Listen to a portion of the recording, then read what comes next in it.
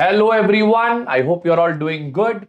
Today we are going to the next important area for May 2025 examination, which is a question on two-stage dividend discount model.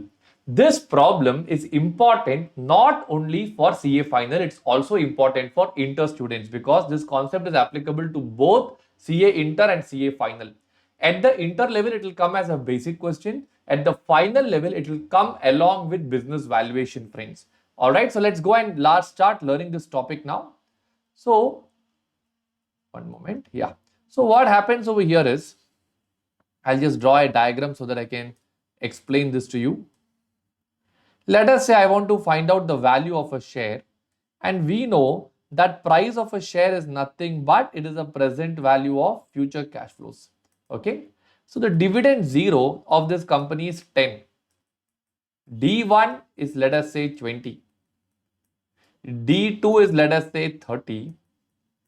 D3 is, let us say, it is going to be, let me put it as 40. And D4 will be 40 plus 10% growth forever. Everybody clear? And let us assume the discounting factor is turning out to be 20%. Friends, when you get a question like this, the main challenge over here is that you are actually having two different types of cash flows. One is what I call it as the high growth cash flow. Two is what I call it as the perpetual cash flow. Everybody clear with this part now? So there are two types of cash flows, friends. What are the two types? One is high growth cash flow. Two is perpetual cash flow. So now, in order to find the present value, we have to do it in two parts.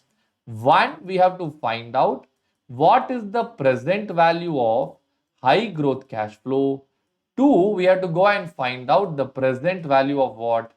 Present value of perpetual cash flow. I hope everybody is clear with this part now. Right. So let me start with the first one. I'll draw a table, or I'll write step number 1.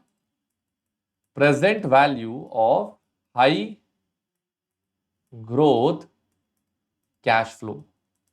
Year, cash flow, discount factor and discounted cash flow.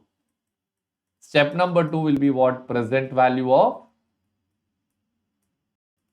perpetual cash flow. Everybody clear with this part now? So here I'll just go and write down year 1, how much is the cash flow that I'm getting? 10. Sorry, not 10, 20. 10 is year 0 cash flow. We never take year 0 cash flow for valuation because value of an asset is nothing but present value of future cash flows that the asset can actually generate. I hope you're clear with that. Year 2, you have a cash flow of how much? 30. Year 3, you have a cash flow of 40. What is the discounting factor I told you? 20%. So do I get the number as 0.833 over here? Do I get the number as 0.694 over here? And what will be the number I'll get for the last period? 0.578. So when I multiply, I'll get the answer as 16.67 over here. I'll get the number as 20.82 over here. And here I'll get the number as 23.12. Now I will go to perpetual cash flow. Friends, we have learned the formula for perpetuity as P0 is equal to D1 divided by KE minus G. But friends, in this question, we are not taking D1. We are taking D4 divided by KE minus G. So tell me, friends, using your common sense, if by using D1, I get P0, if I'm using D4, what will I get over here, friends? I will get price at the end of year 3, or I will get P3 over here, friends. Everybody clear with this part? So now, what is the D4? 40 plus 10% divided by 20% minus 10%. Do I get the answer as 440? What I will do is year 4, I will go and write 440. Sorry, not year 4, it is year 3 because it is price of at the end of year 3, right? This is P3. And here again, I'll write down 0.578. You get the answer as 254.32. So when you add up all these things,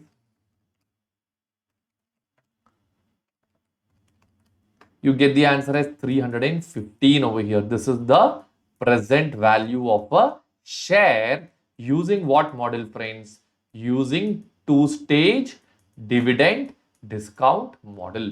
I hope you have found this video very much useful, friends.